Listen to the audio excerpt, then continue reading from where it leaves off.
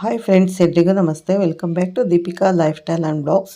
ಎಲ್ಲರೂ ಹೇಗಿದ್ದೀರಾ? ನಾನು ಚೆನ್ನಾಗಿದ್ದೀನಿ. ಐ ಹೋಪ್ ನೀವೆಲ್ಲರೂ ಚೆನ್ನಾಗಿದ್ದೀರಾ ಅಂತ ಅಂದ್ಕೊಂಡಿದ್ದೀನಿ. ಪ್ಲೀಸ್ ಫ್ರೆಂಡ್ಸ್, ಈ ವಿಡಿಯೋನ ಫಸ್ಟಿಂದ ಕೊನೆವರೆಗೂ ಸ್ಕಿಪ್ ಮಾಡದೆ ನೋಡಿ. ನಿಮ್ಗೆ ಇಷ್ಟ ಆದರೆ ಲೈಕ್ ಮಾಡಿ, ಶೇರ್ ಮಾಡಿ. ಮತ್ತು ಹೊಸದಾಗಿ ನೋಡ್ತಾ ಇರೋರು ಫಸ್ಟು ನನ್ನ ಚಾನಲ್ಗೆ ಸಬ್ಸ್ಕ್ರೈಬ್ ಮಾಡ್ಕೊಳ್ಳಿ. ಪಕ್ಕದಲ್ಲಿರೋ ಬೆಲ್ ಐಕನ್ ಪ್ರೆಸ್ ಮಾಡಿ. ನಾನು ಹಾಕೋ ಪ್ರತಿಯೊಂದು ವಿಡಿಯೋ ನಿಮಗೆ ನೋಟಿಫಿಕೇಷನ್ಗೆ ಬರುತ್ತೆ ಸ್ನೇಹಿತರೆ. ನಿಮಗೆ ವಿಡಿಯೋ ಇಷ್ಟ ಆಗಿದೆ ಅಂದರೆ ಓಂ ಶನೇಶ್ವರಾಯ ನಮಃ ಅಥವಾ ಓಂ ಆಂಜನೇಯಾಯ ನಮಃ ಅಂತ ಒಂದು ಕಮೆಂಟ್ ಮಾಡೋದನ್ನು ಖಂಡಿತ ಮರಿಬೇಡಿ ಸ್ನೇಹಿತರೆ. ನಾವಿವಾಗ 2026 ಮೊದಲನೆಯ ಮಂತ್ ಅಂದರೆ ಜನವರಿಯಲ್ಲಿ ಗ್ರಹಗಳ ಫಲಗಳು ಯಾವ ಥರ ಇದೆ, ಗ್ರಹಗಳು ಯಾವ ರಾಶಿಯಲ್ಲಿದೆ, ಗ್ರಹಗಳು ಯಾವ ರಾಶಿಗೆ ಯಾವ ಥರ ಫಲ ಕೊಡ್ತಾ ಇದ್ದಾವೆ ಅನ್ನುವಂಥ ವಿಚಾರವನ್ನು ನಾವಿವಾಗ ಮಾತಾಡ್ತಾ ಇದ್ದೀವಿ. ನೀವು ಇದನ್ನು ನೋಡ್ಕೊಳ್ಳೋದಕ್ಕೆ ಕೂಡ, ಈ ಭವಿಷ್ಯವನ್ನು ನೋಡಿಕೊಳ್ಳೋಕ್ಕೆ ಕೂಡ ಕೆಲವು ಪ್ಯಾರಾಮೀಟರ್ಸ್ ಇದೆ. ಲಗ್ನದಿಂದ ನೋಡಿಕೊಂಡ್ರೇ ಭಾಗಶಃ ಫಲ, ರಾಶಿ ನೋಡಿಕೊಂಡ್ರೆ 50% ಫಲ. ನಾಮ ನಕ್ಷತ್ರದಿಂದ ಕೆಲವರಿಗೆ ಯಾವ ರಾಶಿ ಅಂತ ಗೊತ್ತಿರೋದಿಲ್ಲ. ಅವರ ಹೆಸರು ಪ್ರಕಾರ ಒಂದು ರಾಶಿ ಅಂತ ನೋಡ್ಕೊಳ್ತಾ ಇರ್ತಾರೆ. ಅವರಿಗೆ ಬರೀ 25% ಫಲವನ್ನು ಇದು ಸೂಚಿಸುತ್ತೆ ಸ್ನೇಹಿತರೆ. ಮೊದಲನೇದಾಗಿ ಇದು ಗ್ರಹಗಳ ಗೋಚಾರದಲ್ಲಿ ಇರುವಂಥ ಫಲವನ್ನು ನಾವು ಹೇಳ್ತಾ ಇದ್ದೇವೆ. ಯಾರಿಗೂ ಇಂಡಿವಿಜುವಲ್ ಆಗಿ ಬಗ್ಗೆ, ರಾಶಿ ಬಗ್ಗೆ ನಾವು ಅಥವಾ ಇಂಡಿವಿಜುವಲ್ ವ್ಯಕ್ತಿ ಬಗ್ಗೆ ನಾವು ಭವಿಷ್ಯವನ್ನು ಹೇಳ್ತಾ ಇಲ್ಲ. ಸಾಕಷ್ಟು ಜನರಿಗೆ ಏನಂದರೆ, ನಾವು ಒಳ್ಳೆಯದು ಹೇಳ್ತಾ ಇರುವಾಗ ನಮಗೆ ಕೆಟ್ಟದಾಗಿದೆ ಅಂತ ಕೆಲವರು ಹೇಳ್ತಾ ಇರ್ತಾರೆ. ನಾವು ಈ ರಾಶಿಗೆ ಅಷ್ಟು ಚೆನ್ನಾಗಿಲ್ಲ ಅನ್ನುವಾಗ ಕೆಲವರು ನಮಗೆ ಚೆನ್ನಾಗಿದೆ ಅಂತ ಹೇಳ್ತಾ ಇರ್ತಾರೆ. ಅಂದರೆ ಇದು ವೈಯಕ್ತಿಕವಾಗಿ ನಿಮ್ಮ ಜಾತಕದಲ್ಲಿ ಗ್ರಹಗಳು, ದಶಾಭುಕ್ತಿಗಳು, ಜಾತಕದಲ್ಲಿ ಇರುವಂತಹ ದೋಷಗಳು, ಇಂಥದ್ದೆಲ್ಲ ಕೂಡ ನೀವು ಹತ್ತಿರದಲ್ಲಿ ಇರ್ತಕ್ಕಂಥ ಒಬ್ಬ ಅಸ್ಟ್ರಾಲಜರ್ ಹತ್ರ ತಿಳ್ಕೊಂಡು ಇದನ್ನು ಪಾಲನೆ ಮಾಡಿಕೊಳ್ಳಿ. ಅಂದರೆ ನೀವು ಕರೆಕ್ಟಾಗಿ ರಿಸಲ್ಟನ್ನು ಬರುತ್ತೆ. ಏನಿದೆ ಈ ತಿಂಗಳಲ್ಲಿ, ಜನವರಿ ತಿಂಗಳಲ್ಲಿ ಗ್ರಹಗಳು ಎಲ್ಲೆಲ್ಲಿದೆ ನೋಡ್ಕೊಂಡು ಬರೋಣ ಬನ್ನಿ ಕ್ವಿಕ್ಕಾಗಿ. ಮೊದಲನೆಯದಾಗಿ ಗುರು ಭಗವಾನರು ಈ ಮಿಥುನ ರಾಶಿಯಲ್ಲಿ ಸ್ಥಿತರಾಗಿದ್ದಾರೆ. ಅಂದರೆ ಗುರು ಮಿಥುನ ರಾಶಿಯಲ್ಲಿದ್ದಾರೆ, ಶನಿ ಮೀನ ರಾಶಿಯಲ್ಲಿ ಇದ್ದಾರೆ, ರಾಹು ಕುಂಭ ಸಿಂಹ ರಾಶಿಯಲ್ಲಿ, ಕೇತು ಭಗವಾನರು ಕುಜರು ಇದ್ದಾರೆ. ಈ ತಿಂಗಳು 16ನೇ ತಾರೀಕು ಅಂದರೆ ಜನವರಿ 16ನೇ ತಾರೀಕು ಧನಸ್ಸು ರಾಶಿಯಿಂದ ಉಚ್ಚ ರಾಶಿಯಾಗಿರ್ತಕ್ಕಂಥ ಮಕರ ರಾಶಿಗೆ ಬಂದಿದ್ದಾರೆ. ಹಾಗೆ ಸೂರ್ಯ ಭಗವಾನರು ಜನವರಿ 14 ಯಾವಾಗಲೂ ಹೇಳ್ತಾ ಇರ್ತೀವಿ, ಮಕರ ಸಂಕ್ರಾಂತಿ, ಸೂರ್ಯ ಮಕರ ಸಂಕ್ರಾಂತಿ ರಾಶಿಗೆ ಪ್ರವೇಶ ಮಾಡತಕ್ಕಂಥ ದಿನವನ್ನೇ ನಾವು ಮಕರ ಸಂಕ್ರಾಂತಿ ಅಂತ ಕರಿತೀವಿ. ಇದು ವೈಜ್ಞಾನಿಕವಾಗಿ ಕೂಡ ಎಷ್ಟು ತಾಳೆ ಆಗುತ್ತೆ ನೋಡಿ. ಸೂರ್ಯ 14ನೇ ತಾರೀಕು ಮಕರ ರಾಶಿಗೆ ಪ್ರವೇಶ ಮಾಡ್ತಾ ಇದ್ದಾರೆ, ಇದು ಮಕರ ಸಂಕ್ರಾಂತಿ. ಶುಕ್ರ 13ನೇ ತಾರೀಕು ಧನಸ್ಸು ರಾಶಿಯಿಂದ ಮಕರ ರಾಶಿಗೆ ಪ್ರವೇಶ ಮಾಡ್ತಾ ಇದ್ದಾರೆ. 17ರ ನಂತರ ಧನಸ್ಸು ರಾಶಿಯಿಂದ ಬುಧರು ಮಕರ ರಾಶಿಗೆ ಸೇರಿಕೊಳ್ತಾ ಇದ್ದಾರೆ. ಮಕರ ರಾಶಿಯಲ್ಲಿ 4 ಗ್ರಹ ಸಂಪರ್ಕ ಈ ತಿಂಗಳ ಮಧ್ಯಭಾಗದಿಂದ ಪ್ರಾರಂಭ ಆಗುತ್ತೆ. ಇನ್ನು ಉಳಿದಂಗೆ ಈ ಗ್ರಹಗಳು ಜನವರಿಯಲ್ಲಿ ಯಾವ ಥರ ಫಲ ಕೊಡುತ್ತೆ ಅಂತ ನೋಡೋದಾದರೆ ಒಂದೊಂದು ರಾಶಿಯಾಗಿ ನಾವು ನೋಡ್ಕೊಂಡು ಹೋಗೋಣ ಬನ್ನಿ. ಇವಾಗ ನಾವು ಕುಂಭರಾಶಿ ಬಗ್ಗೆ ತಿಳ್ಕೊಳ್ಳೋಣ. ಮೇನ್ ಕುಂಭರಾಶಿಯವರಿಗೆ ಗುರು ಅನುಕೂಲಕರವಾಗಿದ್ದಾರೆ. ವಿದ್ಯಾರ್ಥಿಗಳಿಗೆ, ಹೊಸ ಕೆಲಸ ಕಾರ್ಯಗಳನ್ನು ಪ್ರಾರಂಭ ಮಾಡುವಂಥವರಿಗೆ, ಸ್ಟಾರ್ಟಪ್ ಕಂಪನಿಗಳಿಗೂ ಕೂಡ ಇದು ಅನುಕೂಲಕರವಾಗಿರುವಂಥ ಟೈಮ್ ಅಂತ ಹೇಳ್ಬೋದು. 5ನೇ ಮನೆಯಲ್ಲಿ ಗುರು ಇರೋದ್ರಿಂದ ಸಂತಾನ ಭಾಗ್ಯಕ್ಕಾಗಿ ಪ್ರಯತ್ನ ಮಾಡುವವರು, ಮದುವೆಗಾಗಿ ಪ್ರಯತ್ನ ಮಾಡುವಂಥವರಿಗೂ ಕೂಡ ಅನುಕೂಲ, ಶುಭ ಕಾರ್ಯಗಳು ನಡೆಯುತ್ತೆ. ಶನಿ 2ನೇ ಮನೆಯಲ್ಲಿ ಇದ್ದಾರೆ. 2ನೇ ಮನೆ ಕುಟುಂಬ ಸ್ಥಾನ, ವಾಕ್ಸ್ಥಾನ, ಫೈನಾನ್ಸ್ ಹೌಸ್ ಆಫ್ ಫೈನಾನ್ಸ್ ಅಂತ ಹೇಳ್ತೀವಿ. ಸ್ವಲ್ಪ ಸ್ಲೋ ಆಗಿ ನಡೆಯುತ್ತೆ. ಇರೋ ದುಡ್ಡನ್ನು ಒಂದೊಂದು ರೂಪಾಯಿ ಎಣಿಸಿ ಖರ್ಚು ಮಾಡಿ ಸ್ನೇಹಿತರೆ. ಲಾವಿಶ್ ಆಗಿ ಖರ್ಚು ಮಾಡೋಕ್ಕೆ ಹೋಗಬೇಡಿ. ಯಾಕಂದರೆ ಡಿಸೆಂಬರಲ್ಲಿ ನಿಮಗೆ ಲಾಭ ಸ್ಥಾನದಲ್ಲಿ ಇತ್ತು ಗ್ರಹಗಳು. ಸಡನ್ನಾಗಿ ಲಂಸಮ್ ಆಗಿ ದುಡ್ಡು ಬರ್ತಕ್ಕಂಥ ಕಾರ್ಯಕ್ರಮಗಳೆಲ್ಲ ಇತ್ತು. ಪ್ರಯತ್ನ ಮಾಡಿದವರಿಗೆ ದಶಾಭುಕ್ತಿಗಳು ಚೆನ್ನಾಗಿರುತ್ತೆ, ತುಂಬ ಚೆನ್ನಾಗಿತ್ತು. ಲಾಭ ಸ್ಥಾನದಲ್ಲಿ ಗ್ರಹಗಳಿತ್ತು. ಈ ತಿಂಗಳು 14ನೇ ತಾರೀಕಿನವರೆಗೂ ಕೂಡ ಗ್ರಹಗಳು ನಿಮ್ಮ ತುಂಬ ಅನುಕೂಲಕರವಾಗಿದ್ದಾವೆ. ಏನಾದರೂ ಮಾಡಬೇಕು, ಪೆಂಡಿಂಗ್ ಕೆಲಸ ಇದೆ, ಈ ಕೆಲಸದಿಂದ ನಾನು ಪ್ರಾರಂಭ ಮಾಡಬೇಕು, ಅದು ಹೋಟೆಲ್ ಮಾಡಬೇಕಾ, ಇಲ್ಲ ಒಂದು ಆಫೀಸ್ ಮಾಡಬೇಕಾ, ವ್ಯಾಪಾರ ವ್ಯವಹಾರಗಳು ಸ್ಟಾರ್ಟ್ ಮಾಡಬೇಕಾ, ಬರಬೇಕಾಗಿರೋ ದುಡ್ಡನ್ನು ವಸೂಲಿ ಮಾಡ್ಕೋಬೇಕಾ, 14ನೇ ತಾರೀಕು ಒಳಗಡೆ ವಸೂಲಿ ಮಾಡ್ಕೊಳ್ಳಿ. ಅಂದರೆ ಜನವರಿ 14ರ ಒಳಗಡೆ ಕುಂಭರಾಶಿಯವರು ವಸೂಲಿ ಮಾಡ್ಕೊಂಬಿಡಿ. 4 ಗ್ರಹ ಲಾಭಸ್ಥಾನದಲ್ಲಿದೆ. 13ನೇ ತಾರೀಕು ಆದಮೇಲೆ ಶುಕ್ರ, 14ನೇ ತಾರೀಕು ಆದಮೇಲೆ ಸೂರ್ಯ, ಮತ್ತು 16ನೇ ತಾರೀಕು ಆದಮೇಲೆ ಕುಜ, 17ನೇ ತಾರೀಕಿನ ನಂತರ ಬುಧ ವ್ಯಯಸ್ಥಾನ ಬರ್ತಾ ಇದ್ದಾರೆ. ಈಗ ನೀವು ಏನು ಸೇವಿಂಗ್ಸ್ ಮಾಡ್ಕೊಂಡಿರ್ತಕ್ಕಂಥ ದುಡ್ಡು, ಕೂಡಿರತಕ್ಕಂಥ ದುಡ್ಡು ಎಲ್ಲೋ ಉಂಡೆಯಲ್ಲಿ ಇರ್ತಕ್ಕಂಥ ದುಡ್ಡೆಲ್ಲ ಕೂಡ ಉಂಡೆಯಲ್ಲಿರೋ ಖರ್ಚು ಮಾಡಿಸ್ತಾರೆ. ಅದರಿಂದ ನೀವು ಈ ಒಂದು ಗಮನ ಕೊಡಬೇಕಾಗುತ್ತೆ. ಇಲ್ಲಿ ನಾವು ಕಮ್ಮಿ ಅಂದರೆ ದುಡ್ಡು ನಾವು ಎಷ್ಟು ಇಟ್ಟಿರ್ತೀವೋ ಅದೆಲ್ಲ ನಾವು ಖರ್ಚು ಮಾಡೋ ಟೈಮ್ ಬರುತ್ತೆ. ಅಂದರೆ ಒಂದು ರೀತಿ ಸೇವಿಂಗ್ಸ್ ಅದರ ಬಗ್ಗೆ ಗಮನ ಕೊಡಿ. ಮತ್ತು ನಿಮ್ಮ ರಾಶಿಯಲ್ಲಿ ಇರುವಂಥ ರಾಹು ಸ್ವಲ್ಪ ಅನ್ನೆಸೆಸರಿ ಟೆನ್ಷನ್ ಕ್ರಿಯೇಟ್ ಮಾಡ್ತಾರೆ. ಒಂದೊಂದು ಸತಿ ಮುಂದಕ್ಕೆ ಹೋಗೋಕ್ಕೆ ಬಿಡ್ತಾನೆ, ಇನ್ನೊಂದು ಸತಿ ಹಿಂದಕ್ಕೆ ಇಳಿತಾನೆ. ರಾಹು ಏರುಪೇರಿನ ಗ್ರಹ, ಮತ್ತು ರಾಹು ಸರ್ಪಗ್ರಹ ಆಗಿರೋದ್ರಿಂದ ಸರ್ಪ ಹಿಂಗೆ ಹೋಗುತ್ತೆ ಹಂಗೆ ಇರುತ್ತೆ. ನಮ್ಮ ಅಭಿವೃದ್ಧಿ ಒಂದು ತಿಂಗಳು ಚೆನ್ನಾಗಿದ್ರೆ ಇನ್ನೊಂದು ತಿಂಗಳು ಡೌನ್ ಆಗಿರುತ್ತೆ. ಸೊ ಇದರ ಬಗ್ಗೆ ಗಮನ ಇರಲಿ. ಮತ್ತು ಕೇತು ಭಗವಾನರು ಅಂದರೆ 7ನೇ ಮನೆಯಲ್ಲಿ ಇದ್ದಾರೆ. 7ನೇ ಮನೆ ಸಂಬಂಧಗಳು especially wife and husband partners ಇರ್ತಾರಲ್ಲ, ಈ ವಿಚಾರದಲ್ಲಿ ಅನ್ನೆಸೆಸರಿ ಕಲಹಗಳು ಬರುವಂಥದ್ದು, ಬೇಡದೆ ವಿಚಾರಕ್ಕಾಗಿ ಮಾತು ಪಡಿಸಿಕೊಳ್ಳುವಂಥದ್ದು. ಪ್ರಪಂಚದಲ್ಲಿ ಗಂಡ ಹೆಂಡತಿ ಅಂದರೆ ಏನೋ ಒಂದು ಬರ್ತಾ ಇರುತ್ತೆ ಹೋಗ್ತಾ ಇರುತ್ತೆ. ಯಾವುದಕ್ಕೂ ವಿಶೇಷವಾದಂಥ ಒಂದು ಇಂಪಾರ್ಟೆನ್ಸ್ ಕೊಡಬಾರ್ದು. ಬಂದಿದ್ನೆಲ್ಲ ಅಲ್ಲಿಗೆ ಸಾಲ್ವ್ ಮಾಡಿಕೊಂಡು ಮುಂದುವರಿತಾ ಇದ್ದರೆ ಯಾವ ಸಮಸ್ಯೆಗಳು ಬರೋದಿಲ್ಲ. ಗಂಡ ಹೆಂಡತಿ ಮಧ್ಯೆ ಸಮಸ್ಯೆಗಳು ಏನು ಪರ್ಮನೆಂಟ್ ಏನಲ್ಲ, ಯಾರಿಗೂ ಪರ್ಮನೆಂಟ್ ಅಲ್ಲ. ಶ್ರೀಮಂತಿಕೆ ಆಗಲಿ, ಬಡತನ ಆಗಲಿ, ಮತ್ತೊಂದಾಗಲಿ ಯಾರಿಗೂ ಪರ್ಮನೆಂಟ್ ಇಲ್ಲ. ಕಾಲ ಚೇಂಜ್ ಆದಂಗೆ ಎಲ್ಲವೂ ಕೂಡ ಚೇಂಜ್ ಆಗ್ತಾ ಇರುತ್ತೆ ಸ್ನೇಹಿತರೆ. ಇಲ್ಲಿ ನಾವು ಮಾಡಬೇಕಾಗಿರೋದು ಏನಂತ ಹೇಳಿದರೆ, ಓದೋ ಟೈಮ್ಲಿ ಓದಬೇಕು, ಆಫೀಸ್ನಲ್ಲಿ ಕೆಲಸ ಮಾಡೋ ಟೈಮಲ್ಲಿ ಹಾರ್ಡ್ ವರ್ಕ್ ಮಾಡಬೇಕು. ಮನೆಗೆ ಬಂದಿದ್ದಾರೆ ಅಂದರೆ ಫ್ಯಾಮಿಲಿ ಜೊತೆ ಟೈಮ್ ಸ್ಪೆಂಡ್ ಮಾಡಬೇಕು. ಹಬ್ಬ ಹರಿದಿನಗಳು, ಮದುವೆ ಫಂಕ್ಷನ್ ಎಲ್ಲ ಕಡೆ ಜನರ ಜೊತೆ ಸೇರ್ತಾ ಇರಬೇಕು. ಸಮಾಜದಲ್ಲಿ ನಾವು ಒಂದು ವ್ಯಕ್ತಿಯಾಗಿ ಗುರುತಿಸ್ಕೋಬೇಕು ಅಂದರೆ ಒಂದು ಐಡೆಂಟಿಟಿ ಕ್ರಿಯೇಟ್ ಮಾಡ್ಕೋಬೇಕು. ಎಲ್ಲರಲ್ಲೂ ಕೂಡ ಒಂದು ಟ್ಯಾಲೆಂಟ್ ಇರುತ್ತೆ. ಕೆಲವರು ಮಾಡ್ತಾರೆ, ನಾನು 30 ವರ್ಷ ಕೆಲಸ ಮಾಡಿದೆ ಅಂತಾರೆ. ಏನು ಮಾಡಿದೆ ಅಂದರೆ ಯಾವುದೋ ಒಂದು ಕೆಲಸ ಮಾಡ್ತಾಯಿದ್ರು, ಏನೋ ಒಂದು ಸಂಬಳ ಬರ್ತಾಯಿತ್ತು, ಬಂದಿದ್ರಲ್ಲಿ ಖರ್ಚು ಮಾಡ್ಕೊಳ್ತಾ ಇದ್ರು. ಮತ್ತು ಫ್ಯಾಮಿಲಿ ನಡೆಯಿತು. ಕೊನೆ ರಿಟೈರ್ಮೆಂಟ್ ಆದಾಗ ಏನೋ ಸ್ವಲ್ಪ ದುಡ್ಡು ಬಂತು, ಅಷ್ಟು ಬಿಟ್ಟರೆ ಇನ್ನೇನು ಇಲ್ಲ. ಸೊ ಇದು ಮುಖ್ಯ ಅಲ್ಲ.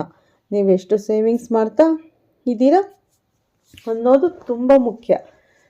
ನಿಮ್ಮ ಸಂಪಾದನೆಯಲ್ಲಿ 3 ಭಾಗ ಮಾಡಬೇಕು. 50%, 30, 20, 50% ಫ್ಯಾಮಿಲಿಗೆ ಎತ್ತಿಡಬೇಕು. ಮಕ್ಕಳು, ಸ್ಕೂಲ್, ಎಜುಕೇಷನ್, ಬಾಡಿಗೆ, ಲೋನ್ಸ್ ಇದರಲ್ಲಿ ಹೋಗಬೇಕು. 30% should go to the savings. 20% ಅಂದರೆ 20% ಚಾರ್ಟಿಸ್ ಬಡವರಿಗೆ, ದೇವಸ್ಥಾನಗಳಿಗೆ, ಧಾರ್ಮಿಕ ಸಮಸ್ಯೆಗಳಿಗೆ ಅನ್ನದಾನಕ್ಕಾಗಿ ಕೊಡುವಂಥದ್ದು. ಈ ಥರ ಒಂದು ಪ್ಲಾನಿಂಗ್ ಮಾಡ್ಕೋಬೇಕು. ಬರುವಂಥ ದುಡ್ಡಲ್ಲಿ ಹುಷಾರಾಗಿ ಒಂದು ಪ್ಲಾನಿಂಗ್ ಮಾಡಬೇಕು.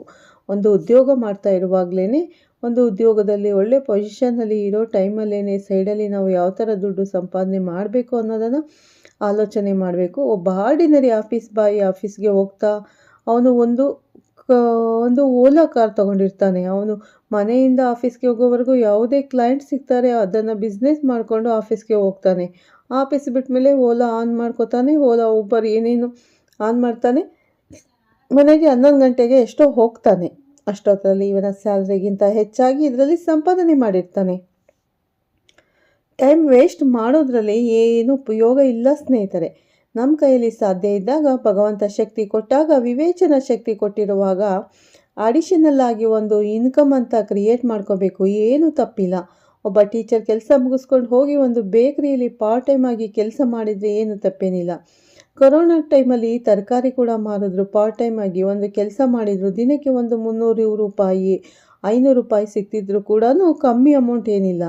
ಒಂದು 1,000 ಅಂದರೆ 15,000 ರೂಪಾಯಿ ದುಡಿದ್ರೆ ಮನೆ ಬಾಡಿಗೆಗೆ ಆಗುತ್ತೆ. ಸೊ ಏನೋ ಒಂದು 4 ಜನಕ್ಕೆ ಪಾಠ ಹೇಳ್ಕೊಡ್ಬೇಕು. ಇವಾಗೆಲ್ಲ ಕೂಡ ಟೆಕ್ನಾಲಜಿ ತುಂಬ ಮುಂದುವರೆದಿದೆ. ವೆಬಿನಾರ್ಸ್ ಅಂದರೆ ಆನ್ಲೈನಲ್ಲಿ ಪಾಠ ಹೇಳ್ಕೊಡ್ತಕ್ಕಂಥದ್ದು, ಯಾವುದೋ ಒಂದು ರೀತಿಯಲ್ಲಿ ಎಂಗೇಜ್ ಆಗಿರಬೇಕು. ಅಡಿಷನಲ್ ಇನ್ಕಮ್ ಅಂತ ನೀವು ಜನ್ರೇಟ್ ಮಾಡಿಕೊಂಡಾಗಲೇ ನೀವು ಹೆಚ್ಚು ಸೇವಿಂಗ್ಸ್ ಮಾಡಿ ಬೆಂಗಳೂರಲ್ಲಿ ಅಥವಾ ಯಾವುದೇ ಒಂದು ನಗರದಲ್ಲಿ ಭೂಮಿ ತಗೊಂಡು, ಮನೆ ಕಟ್ಕೊಂಡು, ಕಾರ್ ತಗೊಂಡು, ಮಕ್ಕಳಿಗೆ ಮದುವೆ ಮಾಡಿ ಹ್ಯಾಪಿಯಾಗಿರಬೇಕಂದ್ರೆ ಫಸ್ಟ್ ಪ್ಲಾನಿಂಗ್ ಇರಬೇಕು. ಈ ಪ್ಲಾನಿಂಗ್ ಇದ್ದರೆ ಎಲ್ಲ ಸಾಧ್ಯ ಆಗುತ್ತೆ. ಸೊ ನಿಮ್ಮ ರಾಶಿ ಸ್ವಲ್ಪ ನಿಧಾನ ಕೊಡ್ತಾ ಇದೆ. ನೀವು ಪಾಸಿಟಿವ್ ಆಗಿರಿ ಕುಂಭ ರಾಶಿಯವರು. ಈ ಕಾರ್ಯಕ್ರಮವನ್ನು ನಾವು ಮುಕ್ತಾಯ ಮಾಡೋದಕ್ಕೂ ಮೊದಲು ಅಂದರೆ ಕೆಲವು ಟಿಪ್ಸನ್ನು ತಿಳ್ಕೊಳ್ಳೋಣ. ಪ್ರತಿ ತಿಂಗಳು ನಾವು ಒಂದು ಟಿಪ್ಸ್ ಅಂತ ಹೇಳ್ತೀನಿ. ಅಂದರೆ ನಾನು ಸ್ವಲ್ಪ ಟೈಮ್ ಇದ್ದಾಗ, ಫ್ರೀ ಇದ್ದಾಗ ಹೇಳ್ತೀನಿ. ಸಾಕಷ್ಟು ಜನ ಇಂಟ್ರೆಸ್ಟ್ ಆಗಿ ಪ್ರತಿ ತಿಂಗಳು ಕಂಟಿನ್ಯೂ ಮಾಡಿ ಅಂತ ಕೇಳ್ತಾರೆ. ಬಟ್ ಹೊಸ ಹೊಸ ವಿಚಾರದ ಬಗ್ಗೆ ಹೇಳ್ತಾ ಬಂದಿದ್ದರೆ ನಮಗೆ ಅನುಕೂಲ ಆಗುತ್ತೆ ಅಂತ ಸಾಕಷ್ಟು ಜನ ಹೇಳ್ತಾರೆ. ಈ ತಿಂಗಳಲ್ಲಿ ಉದ್ಯೋಗದ ವಿಚಾರವಾಗಿ, ಯಾಕಂದರೆ ಮನುಷ್ಯನ ಜೀವನದಲ್ಲಿ ಬಾಲ್ಯ, ಯೌವನ, ವಿದ್ಯಾಭ್ಯಾಸ, ಇದಾದಮೇಲೆ ಉದ್ಯೋಗ, ಮದುವೆ, ಇದೆಲ್ಲ ಸ್ಟೆಪ್ ಬೈ ಸ್ಟೆಪ್ ಇರುವಂಥದ್ದು. ಈಗ ಮದುವೆ, ಮಕ್ಕಳು ವಿಚಾರ ಆಲ್ರೆಡಿ ನಾವು ಹೇಳಿದ್ದೀನಿ. ಉದ್ಯೋಗ ಸಾಕಷ್ಟು ಜನಕ್ಕೆ ಮುಖ್ಯವಾಗಿರ್ತಕ್ಕಂಥ ಪ್ರಶ್ನೆ. ಉದ್ಯೋಗ ಇದ್ದರೆ ಜೀವನ ಸುಖಮಯವಾಗಿ ನಡೀತಾ ಇರುತ್ತೆ. ಉದ್ಯೋಗ ಇದ್ದರೆ ನಿರಂತರವಾಗಿ ದುಡ್ಡು ಬರ್ತಾ ಇರುತ್ತೆ. ಉದ್ಯೋಗಂ ನಾಸ್ತಿ ದಾರಿದ್ರ್ಯಂ ಅಂತ ಹಿರಿಯರು ಹೇಳಿದರು. ಯಾರಿಗೆ ಉದ್ಯೋಗ ಇರುತ್ತೋ, ಯಾವನಿಗೆ ಸಂಪಾದನೆ ಇರುತ್ತೋ ಅವನಿಗೆ ದರಿದ್ರ ಇರಲ್ಲ ಅಂತ. ಓವರ್ ಕಮಿಟ್ಮೆಂಟ್ ಮಾಡ್ಕೊಳ್ಳೋರಿಗೆ, ಸುಮ್ಮನೆ ಸಾಲಗಳು ಮಾಡಿಕೊಂಡು ಮಜಾ ಮಾಡೋರಿಗೆ ಇದು ಅನ್ವಯಿಸುವುದಿಲ್ಲ.